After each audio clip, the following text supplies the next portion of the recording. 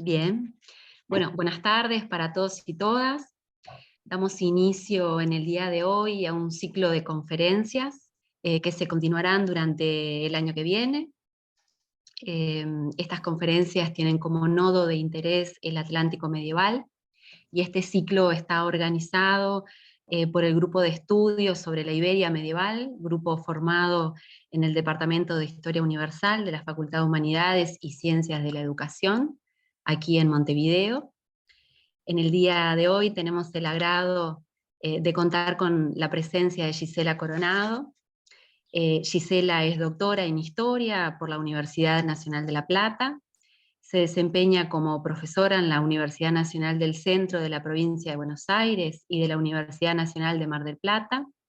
Es miembro del Consejo Directivo del Centro de Estudios Históricos de la Facultad de Humanidades de la Universidad Nacional de Mar del Plata, y ha participado de varios proyectos de investigación, entre los que destacamos Comunidades Sensoriales y Comunicación Política en el Mundo Hispánico, siglos XV al XVIII, Paisajes sonoros medievales y paisajes sensoriales, sonidos y silencios de la Edad Media.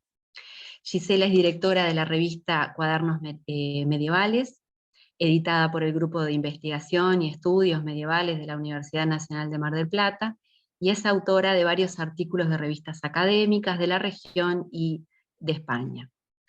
Le damos la bienvenida a este encuentro online.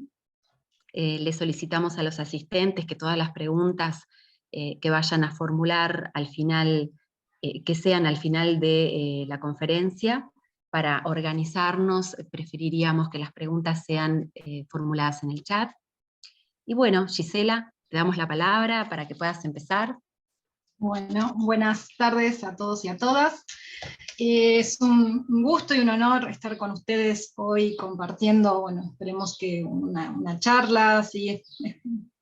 Digamos, algo que nos une, que es el gusto por la historia medieval, y bueno, poner en contacto que estamos trabajando en ambas márgenes del Río de la Plata. Así que bueno, Janelín, en tu nombre te agradezco a toda la institución hoy, un viernes a las 5 de la tarde conectados. Algunos seguramente estarán en España, con lo cual también es más tarde para ellos, así que también mal agradecimiento. Así que bueno, si quieren empezamos, y después, una vez que terminemos, charlamos y vemos qué podemos sacar, ¿sí?, de estos encuentros que están proponiendo desde el grupo. Bueno, voy a compartir pantalla.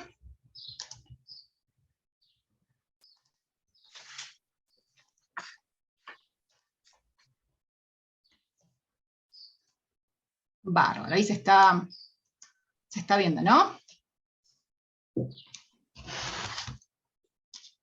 ¿Sí? ¿Se está proyectando? Sí, perfecto, perfecto. Bueno, el título, ¿sí?, de esta conferencia, de esta exposición que había propuesto, El paisaje sonoro urbano del Reino de Castilla, siglo XV y XVI, una propuesta metodológica. Vamos a tratar de exponer qué tipo de abordaje sonoro se puede hacer del pasado, y en particular del proceso urbano castellano, que es un resultado de mi tesis doctoral que ya defendí hace algunos años, y bueno, ahora estoy trabajando, empecé estudiando cuestiones sonoras, o el sentido auditivo en particular, y ya ahora estamos abordando un abordaje sensorial, ¿sí?, mucho de los restantes sentidos. Así que, pero quisiera comenzar esta exposición con una hermosa descripción de la ciudad de Granada que ofreció Federico García Lorca a la sociedad porteña en su visita a la Argentina en 1933, en su conferencia titulada ¿Cómo canta una ciudad de noviembre a noviembre?, y que me parece muy ilustrativa de lo que vamos a charlar a continuación. Decía el poeta granadino, ¿sí?, al piano: señoras y señores, como niño que enseña, lleno de asombro a su madre, vestida de color vivo para la fiesta, así quiero mostraros hoy a mi ciudad natal, a la ciudad de Granada. Un granadino ciego de nacimiento y ausente muchos años de la ciudad sabría la estación del año por la que siente cantar en las calles. Nosotros no vamos a llevar nuestros ojos en la visita. Así pues, vamos a oír la ciudad de Granada. Granada tiene 2 ríos, 80 campanarios, 4.000 acequias, 50 fuentes, 1.001 surtidores y 100.000 habitantes. Tiene una fábrica de hacer guitarras y bandurrias, una tienda donde venden pianos y acordeones y armónicas, y sobre todo tambores. Tiene 2 paseos para cantar, el Salón y la Alhambra, y uno para ayudar, la Alameda de los Tristes. Y tiene una legión de pirotécnicos que construyen torres de ruido por un arte gemelo al Patio de los Leones, que han de irritar al agua cuadrada de los estanques. La sierra pone fondo de roca, o fondo de nieve, o fondo de verde sueño sobre los cantos que no pueden volar, que se caen sobre los tejados, que se queman las manecitas en la lumbre, o se ahogan en las secas espigas de julio. Estos cantos son la fisonomía de la ciudad, y en ellos vamos a ver su ritmo y su temperatura. Pues bien, si el poeta nos está invitando a abrir nuestros sentidos, no solamente a la vista, sino tratar de percibir la ciudad, ¿sí?, con todo nuestro cuerpo, vamos a tratar de hacerlo, pero para el pasado, para tiempos pretéritos. Las ciudades a lo largo de la historia se han caracterizado por su morfología, su emplazamiento, su función política, defensiva, económica y cultural, ¿sí?, entre otros aspectos. Sin embargo, en las últimas décadas comenzaron a ser analizadas como entornos sensoriales, lugares que generaron distintos estímulos con una gama de significados simbólicos para el sujeto sensible y perceptivo. Este abordaje es propuesto por la historia de los sentidos o la historia sensorial, al sostener que las percepciones sensoriales son resultado de construcciones diacrónicas duraderas. Los hombres y mujeres percibieron su realidad a través de sus sentidos de diferente manera a lo largo del tiempo. En consecuencia, los encuentros sensoriales entre los individuos y los entornos se producen y se estructuran no solo por sus características materiales, sino también por los contextos sociales y culturales en los que viven las personas. El interés teórico se ha centrado en estudiar las formas en que se reasignan y reconfiguran tanto el cuerpo como la ciudad en tantos espacios que se habitan.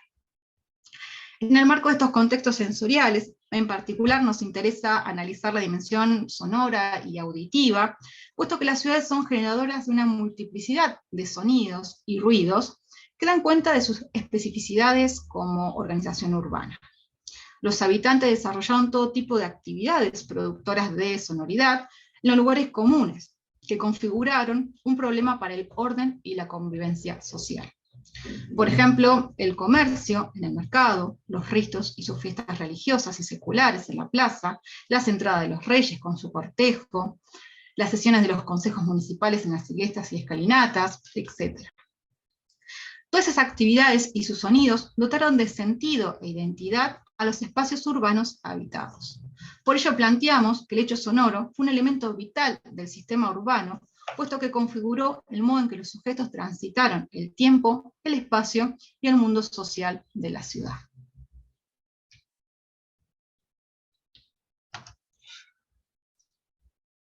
Me estaría pasando.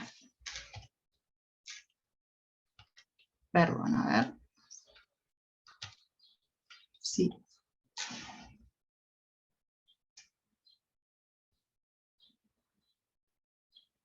Ahí estamos, perdón. En relación a ello, en esta exposición vamos a tratar de identificar los sonidos característicos de las ciudades castellanas bajomedievales, ¿sí?, ciudades en un sentido amplio, a través de las marcas sonoras presentes en el registro escrito, principalmente documentación concejil y judicial, que nos permitirá analizar cómo se configuraron las distintas dimensiones sonoras en el espacio urbano, y asimismo también nos posibilitará estudiar las identidades socioprofesionales, los umbrales de tolerancia, la conflictividad entre los vecinos, entre otras cuestiones. Estos objetivos, ¿sí?, los estructuramos a través de 3 ejes de pesquisa que estructurarán la exposición. En primer término plantearemos, ¿sí?, fundamentos teóricos y metodológicos del hecho sonoro. En segundo término nos detendremos en el contexto particular de análisis, y por último presentaremos las distintas dimensiones que pudimos identificar, ¿sí?, las dimensiones más características del fenómeno urbano. Si nos centramos en el primer eje teórico-metodológico del abordaje sonoro y sensorial, podemos decir que los sonidos siempre han suscitado la curiosidad de los historiadores como material de pesquisa. Sin embargo, al tratarse de un elemento fugaz e instantáneo, se dificultaba su análisis histórico. Desde la década de los años 70 del siglo pasado, los estudios sonoros han cobrado relevancia para las ciencias sociales, convirtiendo al sonido en un objeto de estudio plausible, desde una mirada principalmente interdisciplinar, que abarca una amplia gama de métodos y técnicas, ¿sí?, que abordan los campos de la ecología acústica, estudios urbanos, geografía cultural, estudios culturales y sensoriales, estudios también de medio y comunicación, ¿sí?, entre muchos otros abordajes, configurando el hecho sonoro como un fenómeno social. En consecuencia, el campo sonoro se ha interesado en comprender cómo circulaba el sonido y cómo contribuye al modo en que entendemos el mundo que nos rodea, es decir, la relación existente entre el sonido y la producción social de significado. Quienes están interesados en este campo se plantean dos interrogantes que actúan como ejes vertebradores de las pesquisas. El primero está relacionado con la naturaleza del fenómeno sonoro e intenta responder a la pregunta acerca de qué significa la noción de sonido. La indagación implica cuestionarse sobre cómo, dónde y por qué se produce, reproduce, circula, imagina, transmite un sonido para llegar a comprenderse esa dimensión como fenómeno social, puesto que el sonido como fenómeno físico solo se convierte en objeto de conocimiento si se lo percibe. Es decir, su existencia en el mundo social está relacionada con el sujeto, justamente, que lo está percibiendo, que lo está escuchando. El segundo interrogante, ¿sí?, remite a cómo los investigadores comprenden los significados de los sonidos, cómo realizan la recopilación de datos, y qué marcos y modelos guían el análisis sonoro. Los estudios sonoros proponen una forma de comprender los procesos y las relaciones sociales desde una óptica distinta a la que propone la textualidad. Reconocer un sonido o un conjunto de significativo se transforma en una preocupación metodológica en cuanto al proceder. ¿Cómo debemos comenzar con un hecho sonoro específico o, por el contrario, por un escenario particular en el cual los sonidos participan de la construcción social del lugar? Asimismo, es necesario preguntarnos qué ocurre con los sonidos que traspasan los espacios, cuál es la relación entre el sonido y el significado, puesto que las características principales del fenómeno sonoro es su transitividad, mientras que el significado es siempre local, contingente, unido a los lugares y las personas que lo habitan. Siguiendo estas y otras preguntas, los interesados en el campo sonoro han recurrido al término de paisaje sonoro, que reconoce esta relación entre el espacio y los sonidos producidos en él. El uso frecuente y heterogéneo de esta noción demuestra su importancia para analizar el entorno sonoro inmediato de las sociedades. El desafío de esta tarea, ¿sí?, que se propone quienes hacemos un abordaje sonoro de la historia, está en los documentos disponibles. Justamente no tuvieron intención de dejar registro de las marcas sonoras de su época, puesto que el abordaje sonoro se realiza con la evidencia que se aloja entre las líneas de las fuentes escritas. Por esta razón, la cuestión no es dilucidar qué fuentes históricas son susceptibles de una lectura sonora, sino cómo podemos realizarla. El desafío específico en este tipo de aproximación es la búsqueda de elementos dispersos que no aparecen por normas sistematizados, ni para los actores que intervinieron en su desarrollo, ni para quienes nos acercamos a su estudio a partir de los registros escritos. De igual forma, debemos tener en cuenta que mucha de esta documentación a la que se puede recurrir nos brinda datos escasos y fragmentarios, difíciles de cuantificar y más aún de entender, ¿sí?, en su contexto. Pero a pesar de ello, esta historia en fragmentos, que en las fuentes tramiten bajo múltiples intermediaciones, permite reconstruir cómo los sonidos y su capacidad de escucha intervinieron en la configuración de las relaciones sociales, codificando la interacción de los hombres y mujeres de una sociedad determinada. Como anunciamos ¿sí? al comienzo de esta exposición, nuestro punto de análisis es la ciudad bajo medieval, ¿sí? Un objeto de estudio complejo de abordar por las diversas concepciones que los investigadores construyen sobre este objeto. La realidad urbana europea, como ustedes bien saben, reviste una complejidad mayor, ya que se distinguen regiones en las que ya existían emplazamientos urbanos, ¿sí? como los legados de la antigüedad, zonas en las que se crearon nuevas ciudades y territorios intermedios entre estas dos realidades. De igual modo, tanto los nuevos espacios urbanos como los que pervivieron experimentaron durante el periodo medieval un giro importante, hasta el punto de transformarse completamente, ¿sí? por dentro y por fuera. Dicho de otro modo, se convirtieron en nuevos enclaves habitados por sujetos que vivieron y se organizaron de acuerdo a distintos criterios. Esto nos lleva a preguntarnos sobre los estímulos que propiciaron el surgimiento de enclaves y sus constantes cambios. Al respecto podríamos apuntar el protagonismo de los cambios económicos, la intervención de la autoridad, el poder de la monarquía, de la nobleza local, como así también la presencia de las jerarquías eclesiásticas. En particular nos centraremos en la ciudad castellana, ¿sí? Formación que tuvo características propias ante otros fenómenos urbanos europeos, debido al proceso de reconquista o conquista, según la postura historiográfica que tomemos con respecto a esta temática, llevado a cabo por los reinos cristianos, ¿sí? en los territorios ocupados por los musulmanes desde el año 711. Esta circunstancia histórica marcó el desarrollo urbano a lo largo de los tiempos medievales. Al respecto podemos reseñar tres etapas en este proceso, tres grandes etapas. La primera se extiende desde el siglo VI al siglo IX, donde la vida urbana giraba en torno a algunas ciudades del norte de la península, ¿sí? dotadas de funciones políticas o religiosas. Una segunda etapa, ¿sí? que va de los siglos XI al XIV, que conllevó la renovación de los emplazamientos gracias al avance, ocupación y colonización de los territorios, lo que posibilitó la creación de nuevos núcleos por decisión de los reyes o los nobles. Además de esta circunstancia, existieron condiciones generales que facilitaron la consolidación de esta renovación urbana, como por ejemplo un crecimiento demográfico ocurrido hasta la segunda mitad del siglo XIII, la ordenación política de la sociedad hispano-cristiana de acuerdo a las condiciones generales del occidente europeo, como también la emergencia de poderes municipales con diversos grados de autonomía y la capacidad de las ciudades de convertirse en centros de gestión y organización de los territorios. Entre los siglos XV y XVI se produce luego una etapa de recesión, ¿sí? en el siglo XIV, un periodo de crecimiento y progreso del reino en el plano económico, político y social, cuya consecuencia más importante para nuestro análisis fue la renovación que se produjo en los ámbitos urbanos, evidenciado por un nuevo crecimiento poblacional.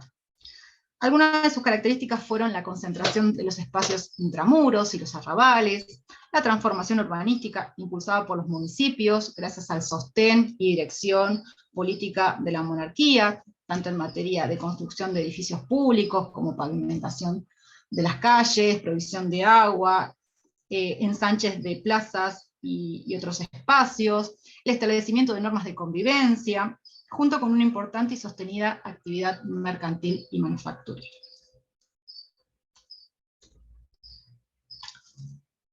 Es precisamente en este periodo el que nos interesa analizar la complejidad urbana que se produjo hacia finales de la Edad Media en el Reino de Castilla. Para su análisis privilegiamos un estudio de carácter general del mundo urbano de la corona castellana, tomando como estudios de casos a las ciudades de Ita, Albacete, Alcalá de las Ganzules, Becerril de Campos, Madrid, León, Córdoba, Toledo, Medina del Campo, Écija y Salamanca. El mapa que están viendo en la presentación es uno de los mapas que acompañó mi tesis doctoral, que fueron todos los núcleos urbanos analizados. En particular, yo seleccioné algunas ciudades que justamente les nombré anteriormente. Este tipo de abordajes nos permitió examinar tanto los testimonios sonoros recurrentes, como aquellos que fueron excepcionales en relación a la singularidad de los hechos, o las prácticas que lo emitían a lo largo de los siglos XV hasta mediados del siglo XVI. Dentro de estos hechos sonoros característicos, los propios del mundo comercial y del trabajo fueron los que marcaron el paisaje sonoro urbano, que a continuación entonces analizaremos. Si buscamos un rasgo característico de la ciudad urbana bajo medieval, fue su función rectora del sistema económico en su conjunto, puesto que controló y reguló las instituciones y prácticas productivas y comerciales.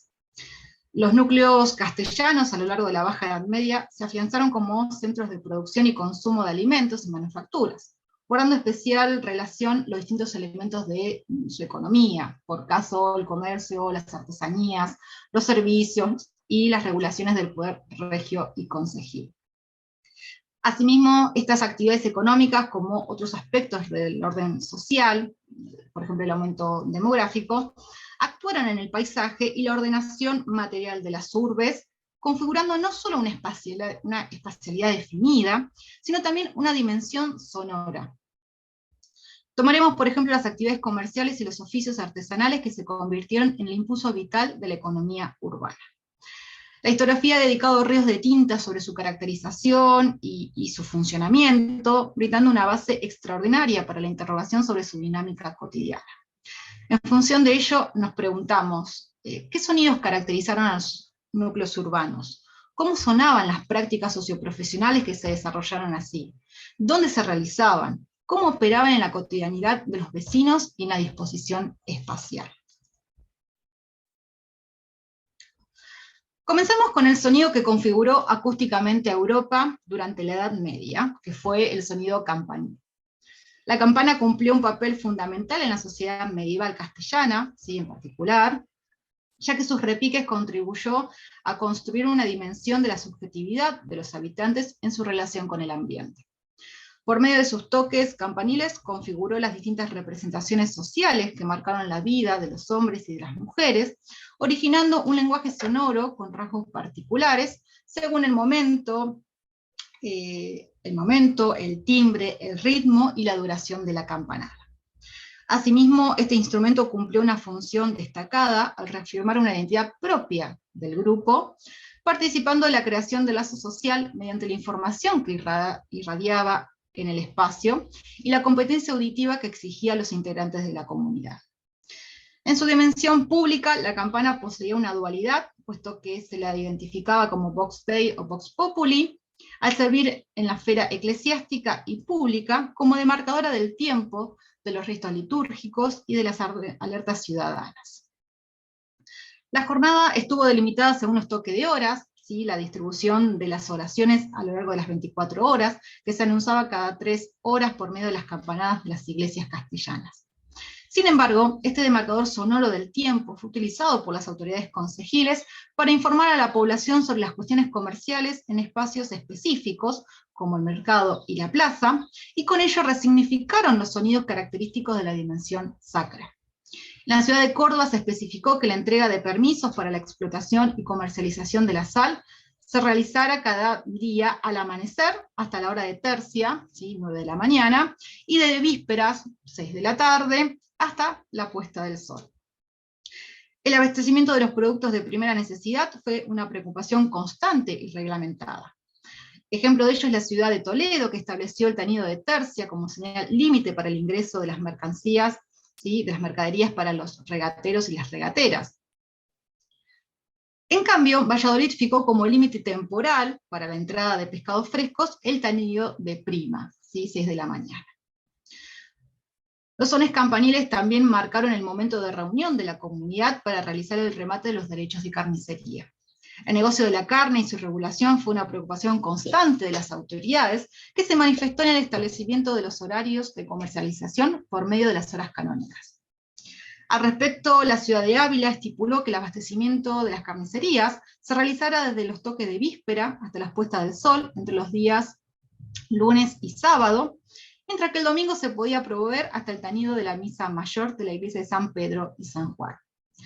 A esta sonoridad particular de la carne se sumaron los sonidos propios de los animales a faenar, ¿sí?, el balar, el berreo, el mugir o el bramar, y de los objetos sonoros que alertaban su paso, como los cencerros y garabatos, ¿sí?, como bien lo estipuló la ciudad de Écija. Pero no solo los ejemplares a sacrificar eran anunciados por medio de estos sonidos metálicos, también los perros que acompañaban el ganado y aquellos que deambulaban por las calles y zonas dedicadas a actividades agrícolas en el interior de las ciudades, y su proximidad debían llevar estos objetos sonoros, ¿sí? Como lo puntualizaron también la ciudad de Ita, Albacete, Alcalá de los Azules y Becerril de Campos.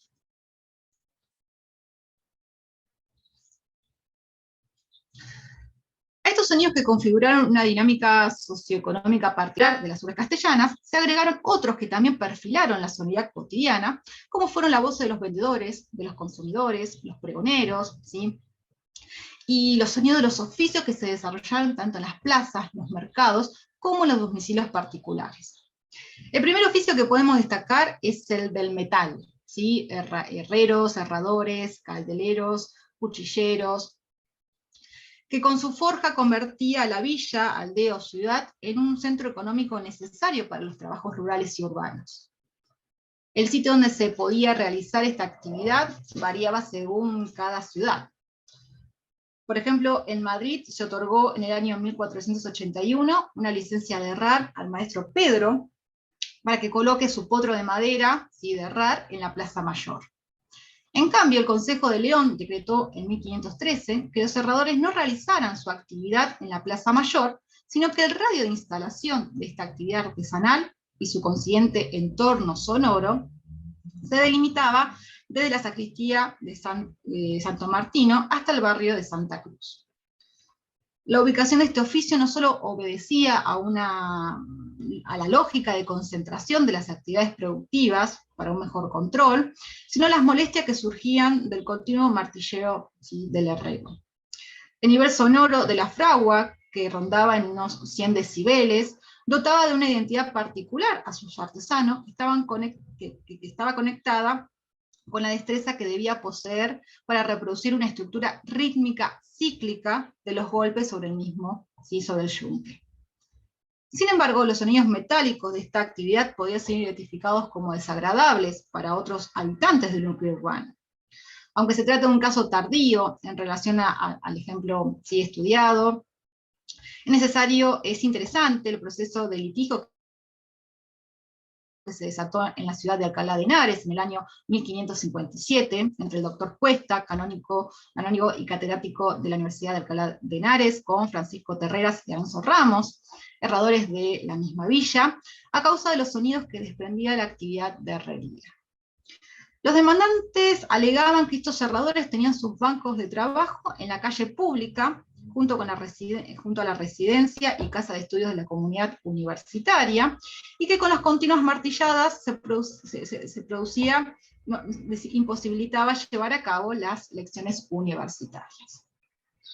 Ante este litigio, las autoridades ordenaron, sí, a los herradores que trasladasen su negocio a un lugar donde los sonidos de su trabajo no estorbaran en las tareas de las escuelas.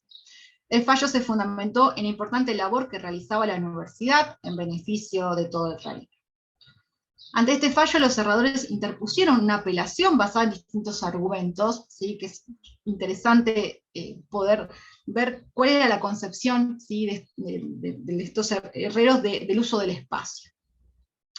En primer lugar, rechazaron la demanda aduciendo que sus bancos de trabajo estaban alejados de las instalaciones universitarias a unos 200 pasos y que además las calles eran de uso comunitario.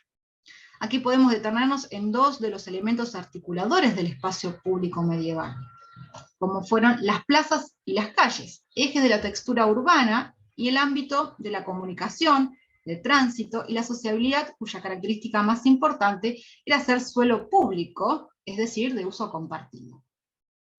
La costumbre, en tanto praxis y ley,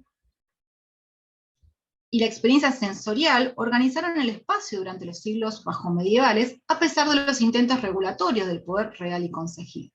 Su efecto se enmarcaba en un contexto de diversas normas y tolerancias sociales y de disputas cotidianas. Esta concepción tradicional del espacio público fue la base de los argumentos de defensa de los herradores, ya que desde tiempos inmemorial, ¿sí?, según ellos aducen, realizaban su actividad de herrería en buena convivencia con el grupo universitario. Además argumentaron que la justicia no podía desalojar de la villa cada oficio que producía altos sonidos, como por ejemplo los cerrajeros y los caldereros, ¿sí? Según el deseo del grupo universitario. Luego de los alegatos de ambas partes, se procedió a la sentencia final a favor de los universitarios, y para ello se recurrió al sentido visual y no al auditivo, como vehículo de legitimación al inspeccionar por vista de ojo, dice el documento, las instalaciones de Terreras y Ramos, y comprobar que las mismas dificultaban el tránsito por la calle Real, por lo que se sentenció que los cerradores trasladasen su negocio al mercado y plaza pública de la villa, como había ordenado, ¿sí? Como se había ordenado también, por ejemplo, en Madrid, en 1481, o que en todo caso realizasen el oficio en el interior de sus domicilios. Otro de los oficios que se desarrolló en los ámbitos urbanos fue el textil, el cual tuvo un importante auge hacia el final de la Edad Media. Los polos de producción textil de la Corona de Castilla se comenzaron a afianzar a partir del siglo XV, ¿sí? En la ciudad de Palencia, Cuenca, Toledo, Córdoba, Úbeda y Baeza, gracias a la gradual especialización y modernización de sus manufacturas. En particular, la ciudad de Toledo se destacó como centro industrial de gran importancia en la península por su producción de armas blancas, orfebrería, cerámica, bonetes y el arte del tejido de la lana y de la seda. A comienzos del siglo XV, Toledo promulgó un corpus de ordenanzas municipales que reglamentaron la actividad textil, tanto su producción como su comercialización. Sin embargo, esta regulación no contempló los lugares permitidos para la ejecución de la actividad de tejeduría de seda, en poder prevenir posibles efectos nocivos para los habitantes de la ciudad toledana. En consecuencia, en el año 1494, el licenciado Juan González de Pedrosa, juez de residencia de la ciudad de Toledo e integrante del Consejo Real, interpuso a las autoridades reales una petición a causa de la queja del capiscol de la catedral contra Luis Cardero, tejedor de seda. El motivo de la misma se debía a que la instalación del telar y su maniobra en una habitación contigua a la residencia eclesiástica provocaba gran estruendo y ruido, lo que ocasionaba que el canónigo no pudiera dormir, ni estudiar, ni rezar. Esta situación ya se había producido en tiempos del corregidor Gómez Manrique, quien ejerció este cargo durante los años 1476 y 1491, y había ordenado quitar el telar del espacio contiguo por las molestias que causaba. Sin embargo, según el denunciante, a causa de los favores que Cardero tenía por parte de algunas de las autoridades, no se había efectivizado la orden, reanudando su oficio en su domicilio. Como consecuencia de ello, las molestias sonoras volvieron a producirse y, en consecuencia, el descontento. Ante ello, las autoridades ordenaron que se cumpliera la sentencia otorgada tiempo atrás, y de no cumplirse con la orden, la multa que debía pagar Cardero ascendía a 10.000 maravedíes para la Cámara Real. Como podemos observar, los oficios de herrería y tejeduría se distinguieron en el espacio urbano por los sonidos desprendidos de su actividad. Estuvieron presentes en el día a día de los vecinos y de sus negocios, y ocasionaron repetidas molestias al considerar los ruidos.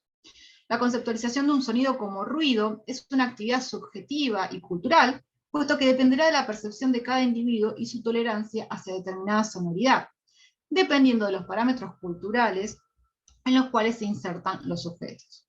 En consecuencia, la relación sonido-ruido no es dual, sino por el contrario es continua, ya que entre la aceptación o el rechazo existen distintos entornos acústicos intermedios. Esta situación generó que no solo molestara una señal sonora, sino que se convirtiera en una estructura más compleja de uno o varios sonidos asociados a otras percepciones. Es decir, la apreciación de un sonido como ruido no dependerá de una cuestión física, sino ante todo de la consideración social y cultural de los sujetos hacia la fuente generadora y su propia posición en la ciudad. En este caso, los vecinos dedicados a la actividad educativa y religiosa manifestaron el valor social que tenía para ellos el silencio en el marco de sus tareas por sobre los oficios y sus sonidos.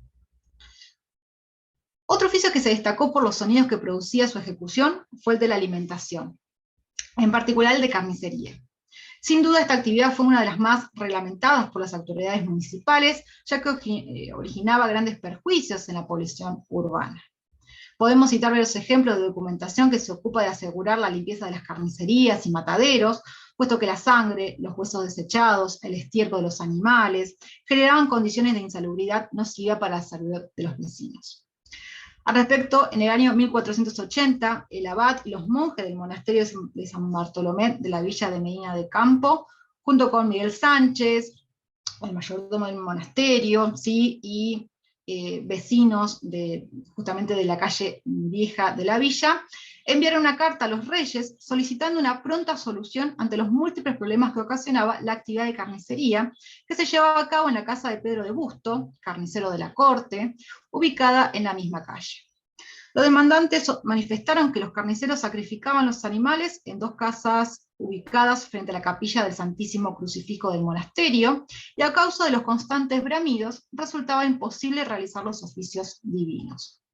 Por ello solicitaron a las autoridades que procuraran una resolución ante este problema, prohibiendo que se llevara a cabo esta actividad en la vivienda, en particular de Bustos, y en consecuencia se trasladara la matanza a otros lugares de la villa. Los monarcas atendieron este reclamo, sentenciando que ninguno de los carniceros, sea de la corte o de la villa, ninguna otra persona de la localidad realizara las matanzas en domicilios particulares. Además, se determinó que Pedro de Bustos no alquilara la vivienda a terceros para la misma labor. La pena impuesta, si no se respetaba esta sentencia, era de unos 200 maravedíes por cada día que se siguiera faenando en el lugar.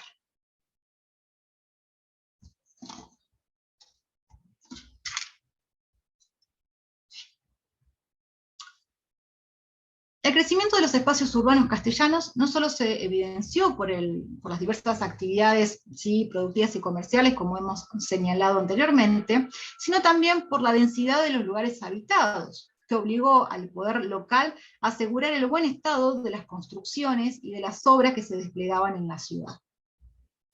Esta tarea fue llevada a cabo por los alarifes, ¿sí?, maestros mayores de obras, pertenecientes al oficio de la construcción y máxima autoridad en materia de edificación, al ser las personas que poseían amplios conocimientos teóricos y prácticos en lo referente a la construcción. Asimismo, se valoraba otras cualidades personales necesarias para ejercer este oficio, como la lealtad, la sabiduría, la buena fama, que sean temerarios de Dios y de su justa palabra, puesto que del alarife dependía la resolución de pleitos entre vecinos referidos a las edificaciones.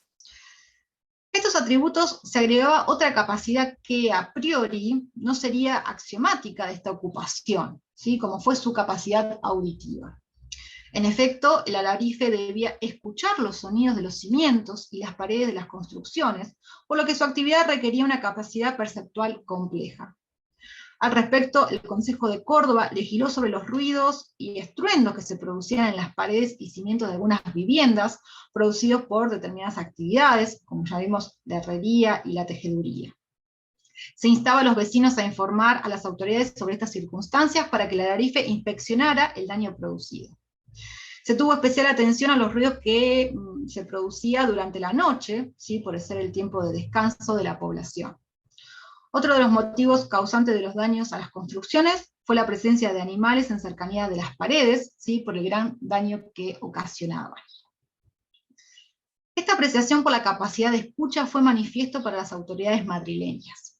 El 11 de febrero de 1480, el corregidor Alonso Heredia y los regidores, ¿sí?, Diego de Vargas y Diego González, determinaron que Juan Sánchez, maestro alarife de la villa, fuera reemplazado, ¿sí?, dice el documento, por ser muy viejo y sordo y no puede servir al dicho oficio. Asimismo, el Consejo autorizaba que se conserve su oficio y los privilegios que se habían otorgado de forma vitalicia. Esta densidad poblacional también la podemos observar por medio de los sonidos que generaron la vida cotidiana de los vecinos. Ejemplo de ello es el reclamo que atendieron en 1480 los reyes católicos sobre problemas ocasionados por la emisión de ciertos sonidos.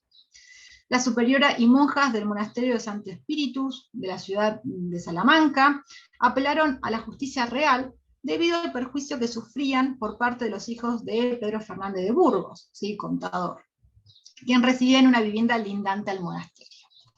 Las religiosas invocaron ante los reyes la importancia que desde antaño tenía el claustro en las virtudes de las mercedes y donaciones otorgadas por la corona, y que permitieron el crecimiento del espacio físico de la congregación. Según las demandantes, les asistía el derecho de gozar de ciertos pasos alrededor del edificio, pero debido al crecimiento urbano desorganizado, se había construido viviendas contiguas al monasterio, y como consecuencia, las ventanas del dormitorio de la comendadora quedaron orientadas hacia el patio y corrales de la casa de Pedro Fernández de Burgos. Según las religiosas, durante el tiempo en que el contador permaneció en su domicilio, no hubo problemas en la convivencia. Los inconvenientes comenzaron cuando los hijos de este y sus allegados, amigos, moraron en la vivienda, y debido a los continuos cantos y tañidos, la comendadora se sintió afectada en su quehacer diario. Además de la molestia sonora, se denunció que a causa de la estrechez y la altura de las paredes de los edificios, los residentes podían mirar claramente toda la habitación de la comendadora, justamente, dice, en gran prejuicio de su persona. Y aquí es donde se apela a una doble experiencia sensorial, tanto visual como auditiva, para determinar el conflicto. Ante estos problemas, las damnificadas apelaron al diálogo con los hijos de Fernández de Burgos, pero, según declaran, las maltrataron de malas palabras y de sonceras. Tras lo cual acudieron a las autoridades concejiles, que alegaron que el dueño original de la casa era persona de estudio, y se excusaron de entendimiento, por lo que no dieron lugar al reclamo de las religiosas.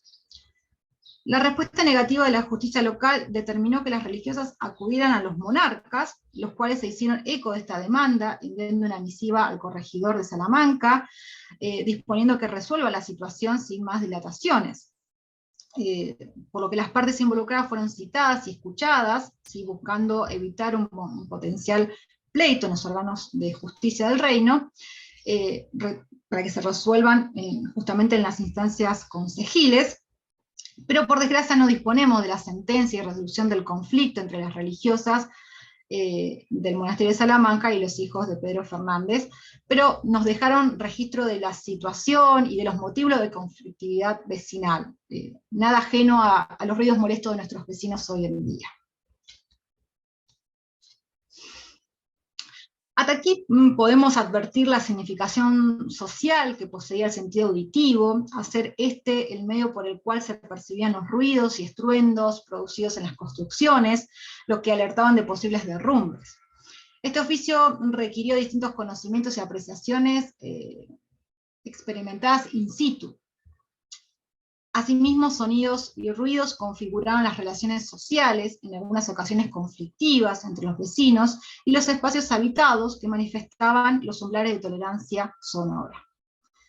Si los sonidos urbanos configuraban los entornos, organizados y reconfigurados por los individuos, la escucha colocó al sonido en el centro de la actividad humana, y por ende en los procesos de construcción de sentido, por medio de los cuales se significaron las experiencias sonoras. Y a modo de conclusión, vivir y transitar las ciudades castellanas a lo largo de los siglos bajomedievales originó la emisión de una amplia gama de sonidos que intervinieron de forma activa en la manera de percibir su mundo. Asimismo, el sonido jugó un papel crucial en los procesos perceptivos y cognitivos que determinaron la forma en que los individuos trazaron y negociaron los espacios geográficos y sociales. Este prisma sensorial suscitó la concepción de un conjunto de representaciones sonoras que revistieron distintos significados en función de la apreciación social por parte de los integrantes de la sociedad castellana, en particular en relación al rango del audible. Este complejo universo sonoro operó en la configuración y el uso de los lugares. Los habitantes, en tanto productores y receptores, crearon e instituyeron marcas sonoras que informaron sobre la temporalidad, el carácter pacífico conflictivo de los vínculos sociales, sobre los ritos de paso de los miembros de la sociedad y la significación de las celebraciones, tanto religiosas como laicas. Además de esta dimensión declamatoria, era importante la auditiva en lo referido a la ponderación del silencio y a la capacidad de escucha de los integrantes de la comunidad. La dimensión sonora urbana de las ciudades de Ita, Albacete, Alcalá de los Ganzules, Becerril de Campos, Madrid, León, Córdoba, Toledo, Medina de Campos, Écija y Salamanca, como pudimos reconstruir, estuvo configurada por los sonidos del comercio, principalmente los sones campaniles, en tanto de marcadores del tiempo, de los animales y de las voces, y los sonidos productivos, como los del metal, los textiles y los de carnicería. Estos sonidos, además de manifestar una dinámica económica y social importante, se convirtieron en signos de la experiencia sonora compartida por los sujetos que ejercieron determinadas actividades socioprofesionales, ya que el sonido creaba lazos entre aquellos que compartían una forma de percibir ciertos sonidos.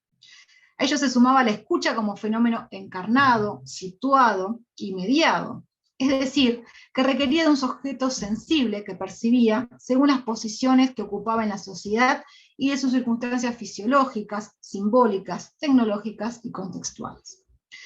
El compartir una determinada forma de audición conformó comunidades de escuchas particulares según el oficio que existieron de manera superpuestas a otras comunidades. A ellos debemos agregar que la convivencia en los espacios urbanos implicó el establecimiento de una relación de contigüidad entre los sujetos y los lugares. Una relación proxémica que no se reveló pasiva ni apacible, puesto que cada sociedad construyó sus parámetros de tolerancia que hicieron posible la vida en comunidad, que al ser transgredidos provocó una rivalidad y manifestó con ellos los rasgos primarios de esa sociedad. Entre los distintos problemas que se entablaron entre los habitantes, nos interesaron aquellos que se originaron debido a los sonidos desprendidos por el desarrollo de distintas prácticas socioprofesionales y la variación cultural del silencio por parte de un grupo social particular, como fue el religioso, revelando una faceta más del marco social y cultural de la sociedad urbana castellana hacia el final de la Edad Media. Muchas gracias. Bien. Bueno, te agradecemos, Gisela, ha sido un placer escucharte, quedas invitada para cuando quieras venir, siempre está este grupo abierto, así que ningún problema, encantadísimos. Bueno, muchas gracias a ustedes por extender la invitación y fue un gusto, y sí, digamos, esto tiene que ser como el principio de algo. ¿Cómo no? Encantada. Nada, los invito a que vayan a sus fuentes y vayan con ojos buscando estas cuestiones sensoriales. Van a ver que van a encontrar, en cuanta fuente uno esté, algo van a encontrar. Y nos hace pensar a las mujeres y a los hombres del pasado desde otro ángulo. Los humaniza.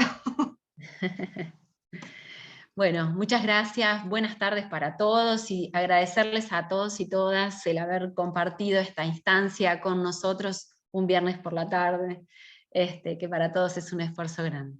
Muchísimas gracias y nos estamos viendo. Buen fin de semana. Buen fin de semana Muchas para gracias. todos. Hasta luego. Fin de semana.